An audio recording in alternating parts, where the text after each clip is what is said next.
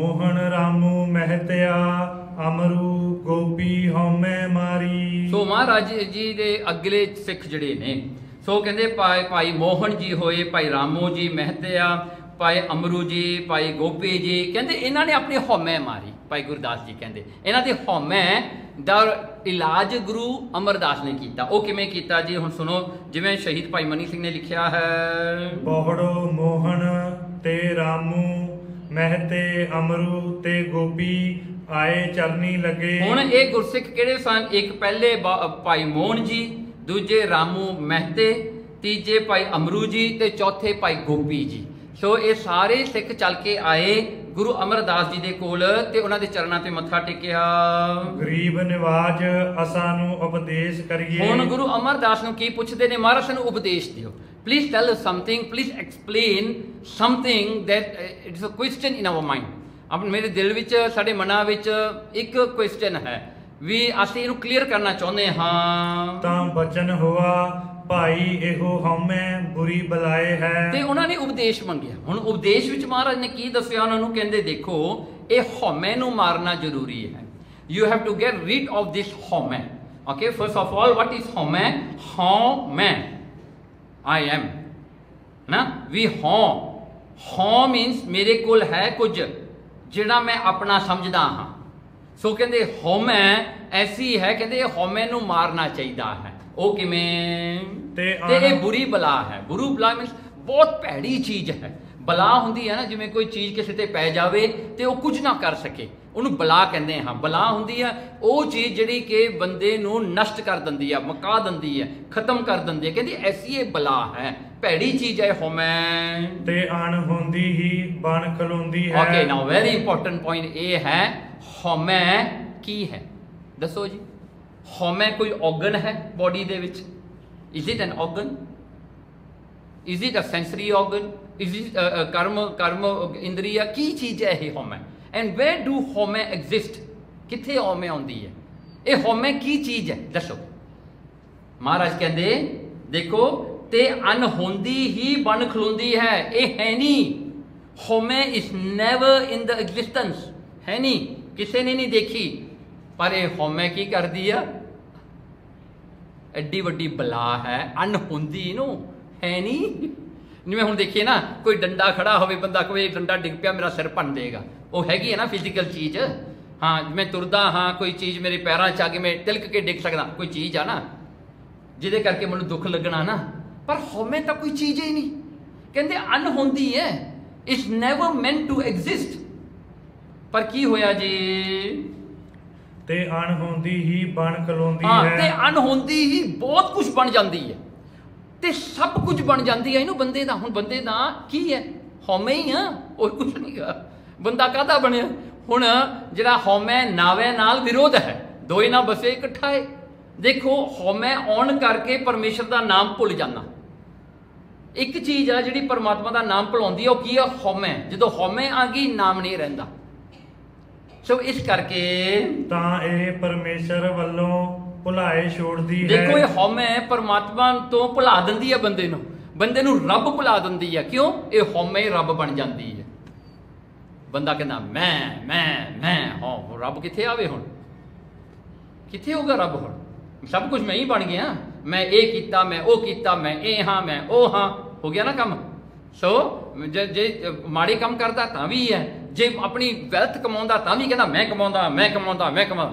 जे धर्मक वाल तुरीए ना, ए आई एम डूइंग सेवा, I am doing Simran, I am reading Gurbani, फिर भी आए आ गई, सारे पासे आए आ। चाहे वो किहड़े भी पासे तुसीं तुर पो, हौमे सामने हुंदी है। And haumai becomes you. वो हौमे थोड़े एग्जिस्टेंस नूं जिहड़े हन प्रगट करदी है, थोड़े एग्जिस्टेंस नूं बनाउंदी है। तां फिर जे इस नूं विचों दूर करोगे तां तुसाडा परमेश्वर नाल गंढ होवेगा। महाराज कहंदे जे हौमे नूं तुसीं दूर करोगे तां तुहाडा रिश्ता परमात्मा नाल जुड़दा है। Then you can be linked with God. तां तुसीं परमात्मा नाल थोड़ा लिंक बनेगा, थोड़ी गंढ पवेगी जे हौमे पासे होवेगी। हाँ जी, कबीर तू करता तू हुआ, है ना। सो तू करता तू हाँ, फिर क्या होता जी? मुझ में रहा ना हूं की है हौमे। मेरे विच फिर हौमे मुक गई, मेरी हौमे मुक गई जदों तू हो गया। जदों मैं सीगा उदों तू है नहीं, जब हम होते तब तू ना ही, उथे आ गया फिर कब, हाँ जी, अब तू ही मैं ना ही, हाँ जी। सो जो तू आ गया फिर हौमे मुक गई। सो कहते जदों तक ये आउंदी है ये परमात्मा नूं भुला दिंदी है। You will forget God because of only one reason, that is haumai, and haumai doesn't exist. You will forget Parmatma who exist everywhere. देखो कितनी बड़ा भुलेखा है। ਜਿਹੜਾ परमात्मा जरे ਦੇ ਵਿੱਚ जरे ਦੇ ਵਿੱਚ ਹੈ, ਕਣ ਦੇ ਵਿੱਚ परमात्मा है, सारे किते मॉलिक्यूल्स एटम्स ਦੇ ਵਿੱਚ परमात्मा है, ਉਹਨੂੰ ਤੁਸੀਂ ਭੁਲਾ ਸਕਦੇ ਆ for something that is not even existent। ਤੁਸੀਂ ਉਹਦੀ ਐਗਜ਼ਿਸਟੈਂਸ ਬਣਾਉਣ ਵਾਸਤੇ ਸਾਰੀ ਉਮਰ ਲਾਉਂਦੇ। ਦੇਖੋ ਬੰਦਾ ਕੀ ਕਰਦਾ ਹੈ, ਜੰਮ ਕੇ ਮਰਨ ਤੱਕ ਉਹ ਇੱਕ ਚੀਜ਼ ਨੂੰ ਪਾਲਦਾ ਹੈ, ਹਉਮੈ। ਮੈਂ ਹਾਂ, this is me, this is ਮੀ। ਇੱਕ ਚੀਜ਼ ਨੂੰ ਆਪਾਂ ਬਣਾਉਂਦੇ ਆ ਸਾਰੀ ਜ਼ਿੰਦਗੀ, ਹਉਮੈ। This is why what we build in our life, this is what we protect in our life, this is what we preserve in our whole life, home, that's it। ਜਿਹੜੀ existence ਹੈ ਨਹੀਂ, ਜਿੱਦਾਂ ਐਗਜ਼ਿਸਟੈਂਸ ਸਾਰੇ ਪਾਸੇ ਉਹਨੂੰ ਭੁਲਾ ਦਿੰਦੇ ਆ। ਸੇ ਕਿੰਨਾ ਭੁਲੇਖਾ ਹੈ। ਸੋ ਇਹ ਜਿਹੜਾ ਹੈ ਮਹਾਰਾਜ ਜੀ ਇੱਥੇ ਸਮਝਾਉਂਦੇ ਹਨ। ਤਾਂ ਉਹਨਾਂ ਪੁੱਛਿਆ, ਗਰੀਬ ਨਿਵਾਜ ਹਉਮੈ ਕਿਉਂ ਕਰ ਮਰਦੀ ਹੈ। ਹੁਣ ਸਿੱਖ ਵੀ ਬੜੇ ਸਿਆਣੇ ਸੀਗੇ, ਕਹਿੰਦੇ ਮਹਾਰਾਜ ਦੱਸੋ ਵੀ ਹਉਮੈ ਕਿਵੇਂ ਮਰੇ। ਹੁਣ how to kill the home, how can we get rid of the home? I think the same question came into your mind also na। so ਤੁਸੀਂ ਸੋਚਦੇ ਹੋਗੇ ਹਾਂ ਜੀ ਹਉਮੈ ਤਾਂ ਇੱਕ ਰੋਗ ਤਾਂ ਹੈਗਾ ਹੀ ਆ, ਪਰ ਮਹਾਰਾਜ ਇਹਨੂੰ ਹੁਣ ਆਪਾਂ ਕਿਵੇਂ ਦੂਰ ਕਰੀਏ, ਇਹ ਕਿਵੇਂ ਦੂਰ ਹੋਵੇ। ਸੋ ਮਹਾਰਾਜ ਜੀ ਕਹਿੰਦੇ ਹਨ, ਤਾਂ ਬਚਨ ਹੋਆ ਸਰੀਰ ਨੂੰ ਝੂਠ ਜਾਣਨਾ। ਬਸ ਕਹਿੰਦੇ ਸਰੀਰ ਨੂੰ ਝੂਠਾ ਮੰਨੋ। ਬਿਕੋਜ਼ ਹਉਮੈ ਕਿੱਥੇ ਖੜਦੀ ਹੈ, ਤੁਹਾਡੇ ਸਰੀਰ ਤੇ। Because you think your body is going to remain forever, this body is the ultimate truth and this body is you। ਕਹਿੰਦੇ ਇਹ ਬੋਡੀ ਨੂੰ ਝੂਠਾ ਮੰਨ ਲਓ, ਇਹ ਝੂਠੀ ਬੋਡੀ ਹੈ, ਇੱਕ ਦਿਨ ਨਹੀਂ ਹੈਗੀ ਸੀ, ਅੱਜ ਹੈ ਭਲਕੇ ਨਹੀਂ ਹੋਵੇਗੀ। ਕਹਿੰਦੇ ਇਹ ਬੋਡੀ ਨੂੰ ਝੂਠਾ ਮੰਨ ਲਓ। ਇਹ ਜਿਹੜੇ ਪੰਜ ਤੱਤ ਨੇ ਇਹਨਾਂ ਨੂੰ ਸਾਰਿਆਂ ਨੂੰ ਝੂਠਾ ਮੰਨ ਲਓ, ਇਹ ਹੈ ਨਹੀਂ। ਇਹ ਬੋਡੀ ਜਿਹੜੀ ਹਮੇਸ਼ਾ ਨਹੀਂ ਰਹਿਣੀ, ਇਹਨੇ ਮਰ ਜਾਣਾ, ਇਸ ਗੋਇੰ ਟੂ ਡਾਈ ਅ ਡੇ। ਉਹ ਆਉਣਾ ਇੱਕ ਦਿਨ ਜਦੋਂ ਮਰ ਜਾਣਾ ਇਹਨੇ। ਸੋ ਇਹ ਬੋਡੀ ਨੂੰ ਜਦੋਂ ਤੱਕ ਤੁਸੀਂ ਸੱਚਾ ਮੰਨੋਗੇ, ਹਉਮੈ ਤਕੜੀ ਹੋਵੇਗੀ। ਜਿਸ ਦਿਨ ਤੁਸੀਂ ਆਪਣੀ ਬੋਡੀ ਨੂੰ ਝੂਠਾ ਮੰਨ ਲਿਆ, ਇਹ ਹਉਮੈ ਆਪਣੇ ਆਪ ਖਤਮ ਹੋ ਜਾਣੀ। ਸੋ ਹਉਮੈ ਨੂੰ ਖਤਮ ਕਰਨ ਵਾਸਤੇ realize this, that your body is not going to stay forever, it's not been here before, it is here now and it will never be in the future। Body ऐसी है, जे कोई भला बुरा कहे तां सहारना। और इस करके जे बॉडी झूठी है तां कहंदे इदा जे किसी ने अपना बुरा भला कह दिता, that mean someone said bad to you, someone slander you, थोड़ी निंदिया कर दिती, थोनू माड़ा किया, थोड़े ते झूठा दूषण लाता, थोड़े ते होर कुछ करता, उन्हें किदे नाल कीता, थोड़ी बॉडी नाल कीता ना। जे थोड़ी बॉडी झूठी आ तां ओदी गल किवें सच्ची हो सकदी है। ਉਹਦੀ ਗੱਲ ਸੱਚੀ ਤਾਂ ਹੋਵੇਗੀ ਜੇ ਤੁਸੀਂ ਆਪਣੀ ਬੋਡੀ ਨੂੰ ਸੱਚਾ ਮੰਨੋਗੇ। ਯੂ ਗੋਟ ਇਟ ਨਾ। See if I am saying you are this, you are that, you are this, you are that, yes, ਉਹਦੀ ਗੱਲ ਸੱਚੀ ਕਿਉਂ ਹੋਗੀ ਜੇ ਮੈਂ ਸੱਚਾ ਹਾਂ ਨਾ, ਮੇਰੀ ਬੋਡੀ ਸੱਚੀ ਹੈ, ਕਿਉਂਕਿ ਉਹਨੇ ਮੇਰੀ ਬੋਡੀ ਨੂੰ ਗਾਲਾਂ ਕੱਢੀਆਂ ਨਾ।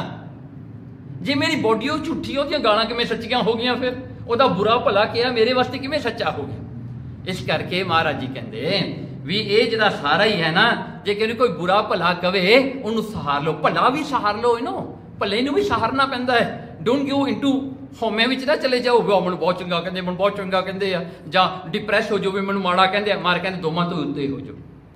Don't bother if people praise you, don't bother about people who slanders you, don't worry about them, because you are answerable to the God. ਤੁਸੀਂ ਪਰਮਾਤਮਾ ਨੂੰ ਅਨਸਰੇਬਲ ਆ, ਕੋਈ ਬੰਦੇ ਨੂੰ ਅਨਸਰੇਬਲ ਨਹੀਂ ਹੈ।